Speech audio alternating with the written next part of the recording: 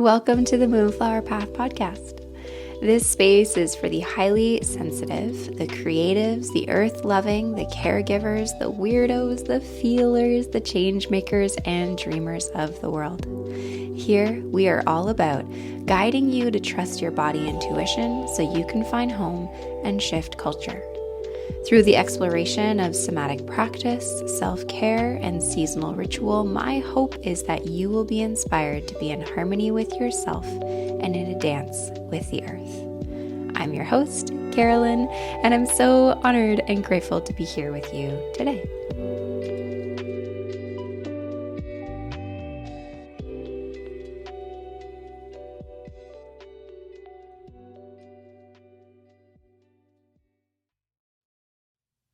Hello and welcome back to the podcast, Moonflower.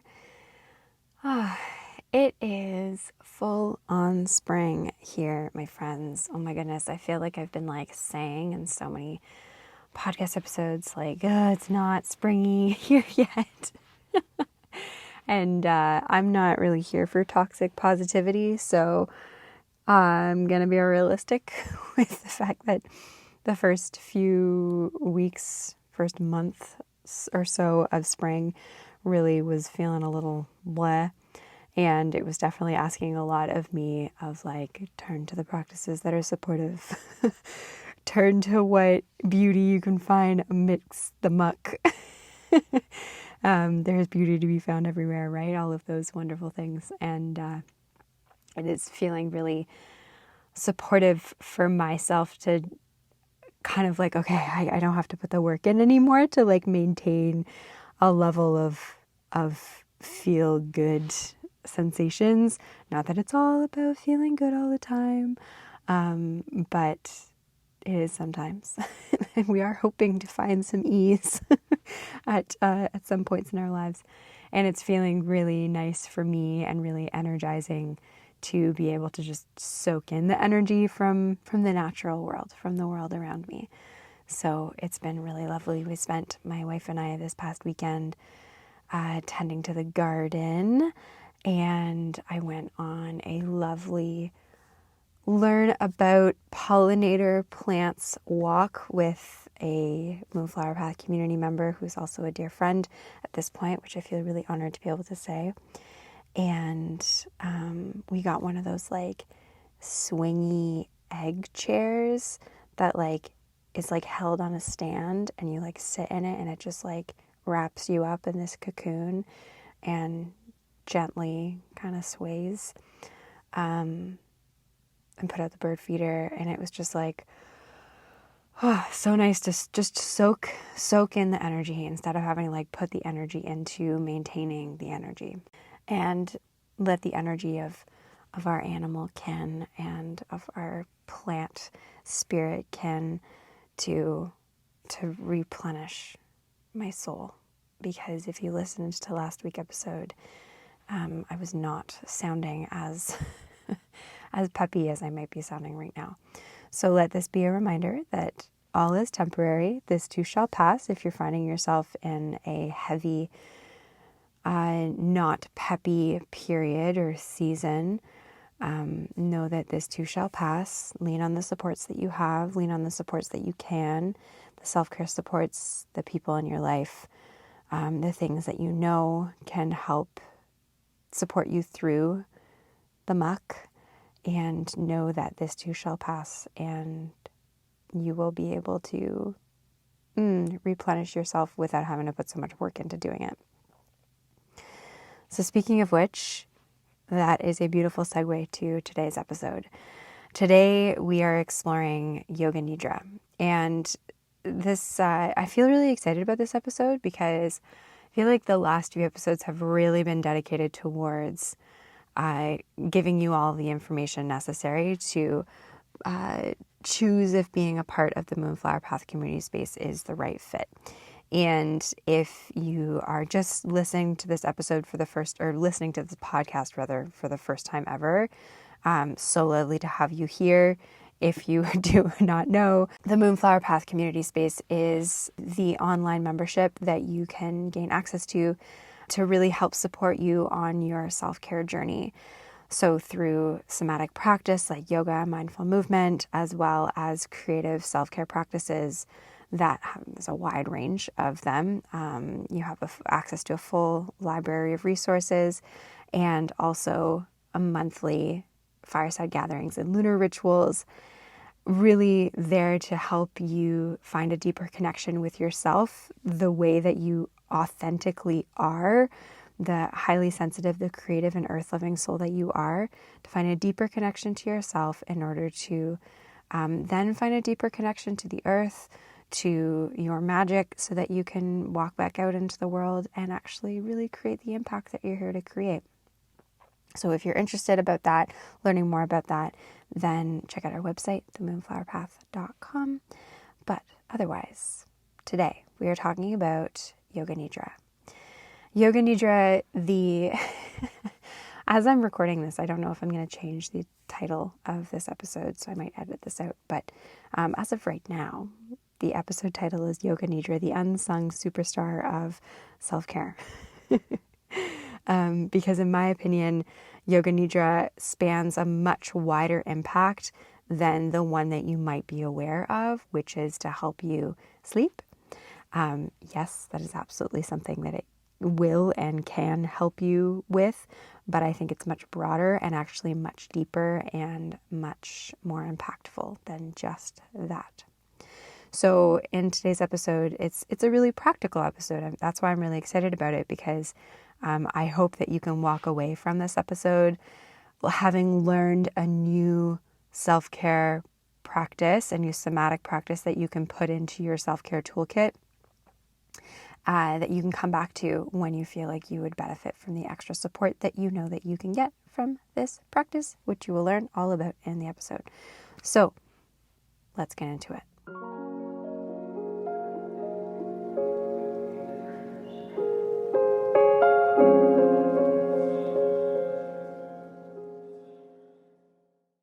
So first we start with the history of Yoga Nidra. So after reading more about Yoga Nidra, it is clear that there are mixed takes on the exact origins of this practice, which is often the case for spiritual and wellness practices, especially like yoga. It's so old, and we are pulling in, especially in this space, we are pulling in from a wide array of cultures and resources that we hope to not be appropriating, and that we are hopefully here to be celebrating and also directing you to the sources so that you can be actually finding your knowledge from the sources of these practices. So although Yoga Nidra pulls from old Indian yogic philosophies and practices that date back 2,000, 3,000, 4,000, 5,000 years, in its current form, it was invented by Swami Satyananda in the mid-20th century. Swami Satyananda has written a book, and this book is quite literally called Yoga Nidra. It's a great book. I've read it. It does have some moments where it does feel a bit dry, but it is incredibly informative. So I would, if you're interested in learning more about Yoga Nidra, I would encourage you to get that book. Any of the resources that I mentioned in any of the episodes are always linked in the show notes. So he was quite transparent with having created it himself by having modified older practices to suit the needs and perhaps also expectations of modern practitioners. So the history of Yoga Nidra can be summed up to a blend of old spiritual yogic philosophies and practices melded with modern needs and expectations. So the way that Yoga Nidra works, what is Yoga Nidra? How does it work? In simple terms, Yoga Nidra, or if I'm actually pronouncing it the correct way, Yoga Nidra, is a guided meditative visualization practice that is done entirely on your back. It's kind of like when you practice Shavasana at the very end of a yoga practice. It's like only that, but it would be a very guided Shavasana. So in corpse pose when you're lying on your back. Although it has benefits in helping the individual, the student, the practicing individual, helping to sleep, that's a very common use of the practice, and it's a very fantastic use of the practice because we all need more sleep, which I'll talk about a little bit more. That is not its only purpose. So this guided meditation is constructed such that it permeates and travels through the koshas. That is Koshas, an old East Indian concept that revolves around the 5 layers of self, and to explore the ways within which we can merge the separation of self and find connection between the many layers of self. So really the idea is, when you hear the classic mind-body connection, this takes that concept and really applies a like scientific, wisdom-infused, like deep dive into that concept of let's move through a practice that helps merge all the different parts of who I am, so that I am less at war, at a battle with the different parts of who I am, and hopefully they can instead collaborate and cooperate with each other, so that I can hopefully feel like a little bit more at ease, or that I can trust in the different parts of myself or tune into the different parts of myself more easily. So the 5 different koshas are described as, and I'm mentioning them to you in order of the outer layer to the internal layer. It's often described as like a Russian doll, where you've got your like outside doll, and then you open it up, and then you've got another one, then you open it up, and then you've got another one. So the 5 koshas are described in order of the outer layer to the internal layer. So the external layer is the Annamaya kosha, which is synonymous with the physical body. So when you're guided through a Yoga Nidra practice, you begin there. You start by tuning into the physical experience, your physical body. And then as we continue to dive in deeper, the next layer is the Pranamaya kosha, which can be described as the breath and energy body, sometimes described as the subtle body. And there's many different traditions that have words for the pranamaya kosha. Like in Chinese tradition, we talk about qi energy, prana energy moving through the body. But on very simple terms, it is described as the breath body. And it's when we tune in and we pay attention to the breath body. Your breath is energy. Your breath is your life force moving in and out of your body. And often I like to describe in my own practices, the breath is really the channel from external to internal experience. So this is where we begin to dive in a bit deeper. So we continue. The next layer is the Manamaya kosha.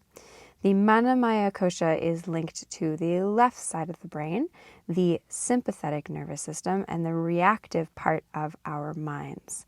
So during a Yoga Nidra practice, you'll notice that this is often the part where you are moved through like the emotional part of who you are, your emotional experiences, your emotional tendencies, so that we can explore, well, when I think of this, when I feel this, this is what happens. Then the next layer is the Vijnanamaya kosha, which is associated with the right side of our brain, our parasympathetic nervous system, that part of your mind that could remain aware of the thoughts without getting caught up in them. So this is where we get in a bit deeper, closer to the capital I am, or the self, which brings us to the Anandamaya kosha, the deepest layer. It's the most exciting layer, the layer of bliss, unity, and the soul, which I know those are like, at this point, I feel like those are like buzzwords. So really, the Anandamaya kosha is when everything merges. It's when we feel like there is no separation between us and the world around us and consciousness. It's where we are one. We are connected to the core and the oneness. All the layers become one, and you too become one with the cosmic consciousness. Tune into the Anandamaya kosha. That is the seat, the place within which you remember that you are connected to everything. So if you're familiar with Yoga Nidra, but you weren't familiar with the koshas, you will now begin to recognize that very distinct way in which the teacher will guide you through these layers. So by moving through these distinct layers, you are guiding each layer into deep relaxation. So it's kind of like we think of, if we were to kind of use the example of moving to parts therapy. So I talked about parts therapy in last week's episode. So the idea that we have these different parts in ourselves, and that one of the ways that we can help quiet down the parts that are just like screaming for attention is to pause and actually turn to all the different parts and say, are you good? Do you need anything? Awesome. Moving on. How are you? What's present? What's going on? It's kind of like that is what Yoga Nidra is doing. It's going through the different layers of you and like tending to them and being like, is everybody good? How are we feeling? Can we maybe soften? Can we release some tension? Is there stuff that we need to process? It's kind of what's happening in your Yoga Nidra practice. So by moving through these distinct layers, you are guiding each layer into deep relaxation, moving closer and closer to a state of loving internal awareness. That is the same as when you find yourself in the liminal space right before you sleep. You see, you are asked to actually stay awake and aware during Yoga Nidra, because Yoga Nidra literally changes the fluctuations of the mind by slowing down brain wave frequencies, shifting to alpha, theta, and then delta brain waves, which does two things. One, promotes deep rest, and two, offers an opportunity for deep transformation to happen. Again, I know that sounds like a buzzword, but stay with me. Studies around deep sleep show that the moments right after you wake up offer an opportunity for your brain to be more suggestible, for creativity, for like true thoughts that haven't been influenced by like the bullshit of external influence, haven't had a chance to like really get mucked up just yet. If you're familiar with The Artist Way, the book The Artist Way, this is one of the reasons that the author Julia Cameron suggests that right as you wake up, within the first half hour of waking up, that you should write out 3 pages, because those thoughts at the very beginning of the day, before you've checked your phone, before you've like had to start doing the things, are the most connected to spirit thoughts. And so they're really suggestible. They feel kind of sparkly, kind of magical. And we often lose out on that opportunity to tune into those thoughts and that suggestible, like creative energy, life force energy, because we just kind of wake up and we go on with the rest of the day. So Yoga Nidra has the ability to actually get your brain to that same wave state. And then this is where some really cool stuff can happen. So you have the opportunity to create positive shift towards a truer and more connected self. So what do I mean by that? Okay, well, let's talk about the other core part of Yoga Nidra, your sankalpa. Sankalpa translates to your heart's resolve. Sankalpa is a Sanskrit word. Your heart's resolve, your desire, your intention, your heart's intention. So the idea is to arrive to your Yoga Nidra practice with a sankalpa in mind. Or you might find that it comes to mind as you enter into the guided practice. And once you've been guided through the many layers of self, so nearer to the end of your Yoga Nidra practice, only then are you asked to call back your sankalpa. And it's quite literally like a practice in planting a seed in the deepest and most authentic layer of yourself. Like the most like deepest core part of who you are. It's actually pretty magical. You could or could not take my word for it. But if you're listening to this podcast, I'm assuming that you are the type of person that values not always like scientific, logical ways to explain things, but also personal experiences, intuitive experiences. So to share my own experience with Yoga Nidra, and working with Sankalpa and feeling the effects of this practice was during, a couple of times during my life, but there's this one distinct time in my life, period of time in my life where I was going through a really rough patch and was moving through some thoughts around like, I'm not lovable. I don't deserve, I'm not worthy of love. And my intention, even though I was nowhere close to believing this, but I so deeply wanted to, was I am loved. And through moving through Yoga Nidra practices and planting this intention again and again and again within this practice of stillness, of rest, it was quite literally life-changing. So I'll leave that there. And I'm also a believer in not only taking my word for it, but also moving through the practice itself. So at the end of this episode, I do have a few resources as to where you can actually explore your own experience through Yoga Nidra practices. But let's get into the bulk, the real core, the real why of this episode. Because at the end of the day, this podcast is really here to support Moonflowers along their self-care journey. And more specifically in this episode, why is Yoga Nidra so beneficial for highly sensitive folk?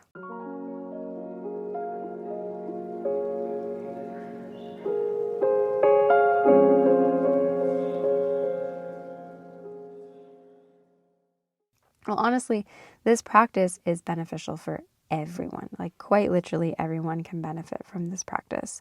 I've read stories that folks who actually have a harder time with classic meditation or classic like mindfulness meditation thrive in Yoga Nidra because of its very structured way of helping folks relax, withdraw their senses to regenerate and rest deeply.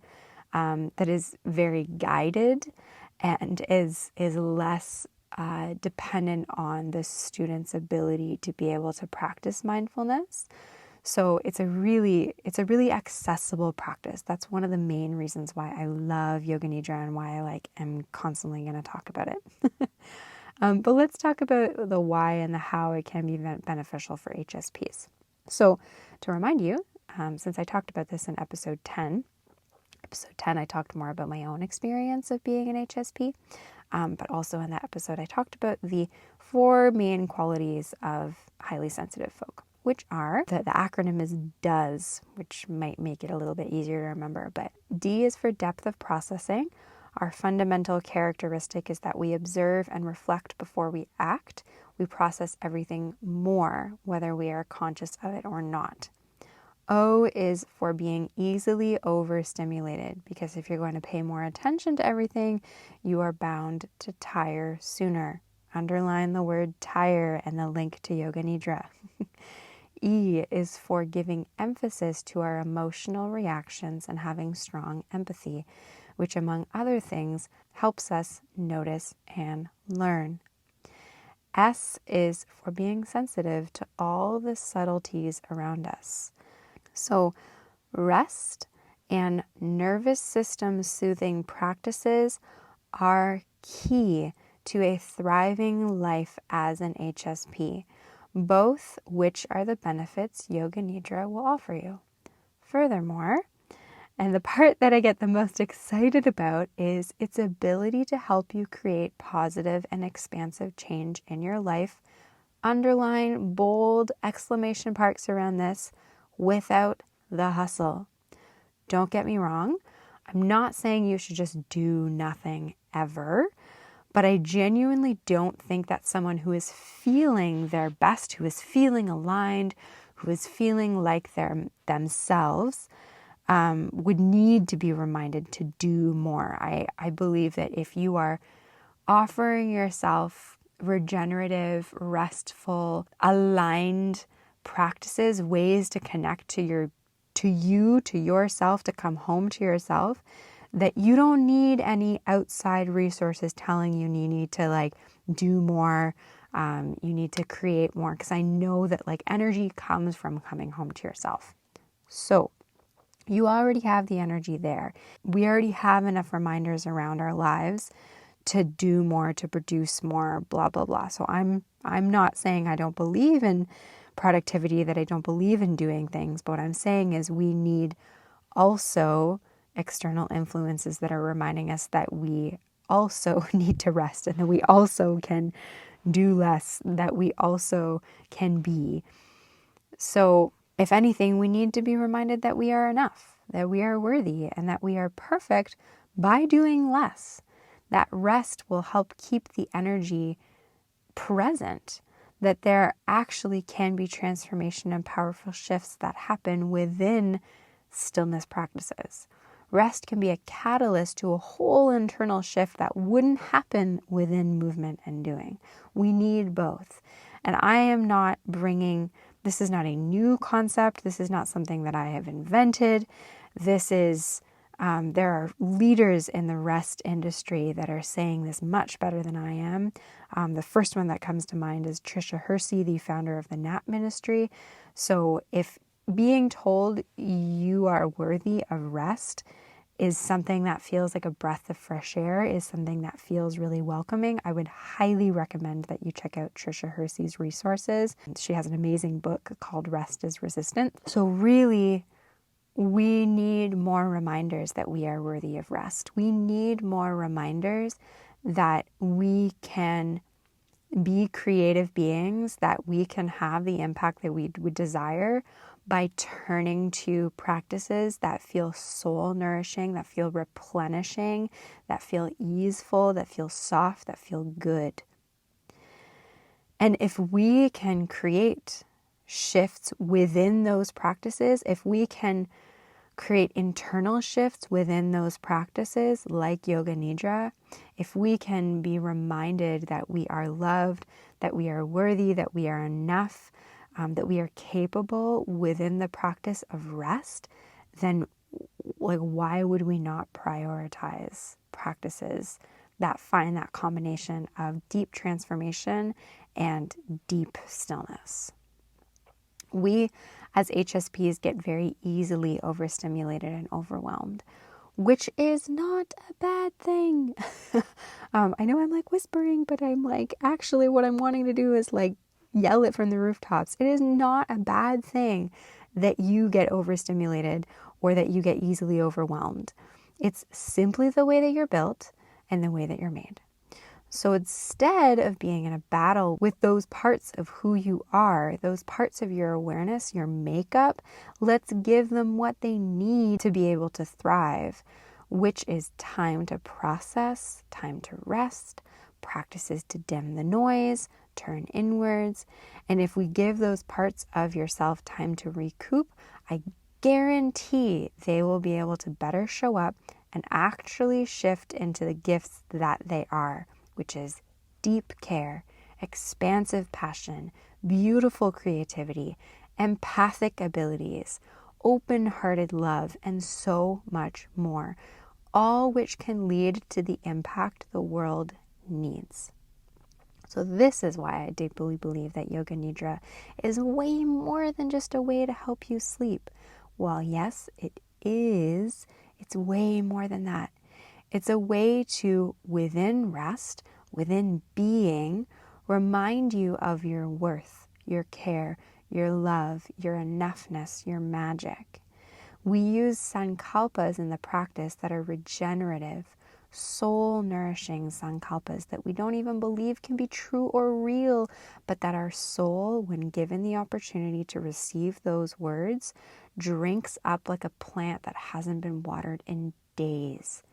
It quickly bounces back to life and blossoms. We use sankalpas like I am valuable, I am care, I am capable, I am divine, I am confident, I am enough, I am loved, I am creative energy, I am worthy of all I desire.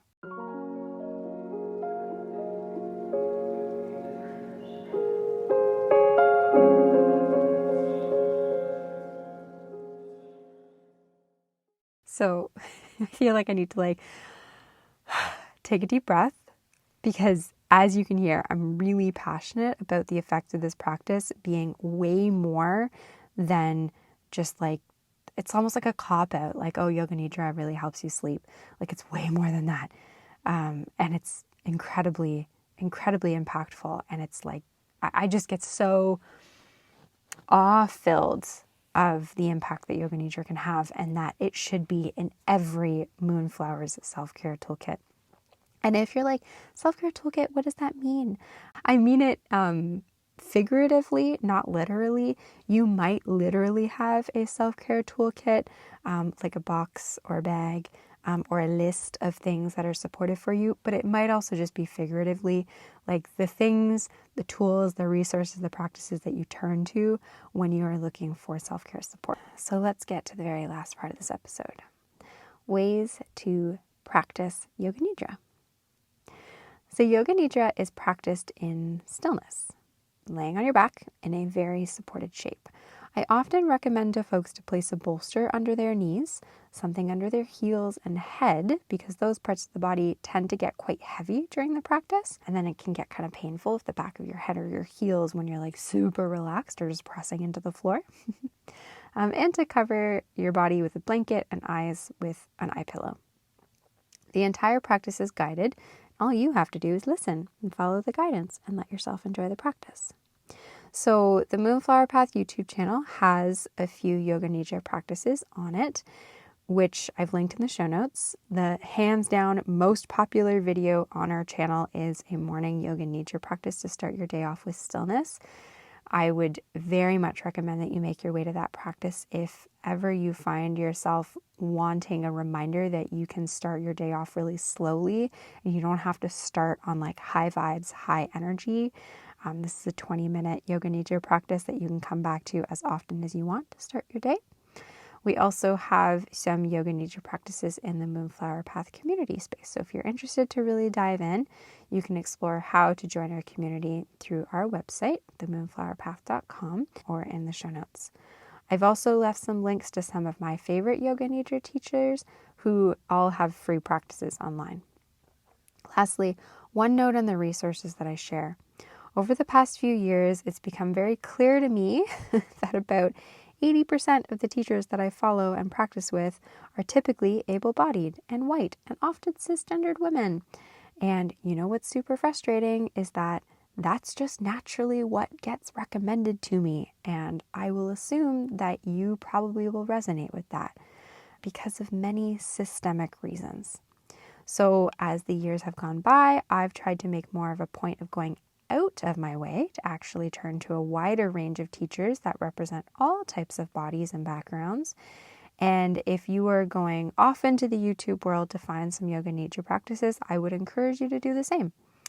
I think I'm going to dedicate an entire podcast episode to this because I think it's something we need to address, especially since accessibility is a deep value here. But for now, let me plant the seeds. Let's diversify our self-care feeds, my friends. So I hope that today's episode was a helpful one. It was definitely a more practical kind of informational episode.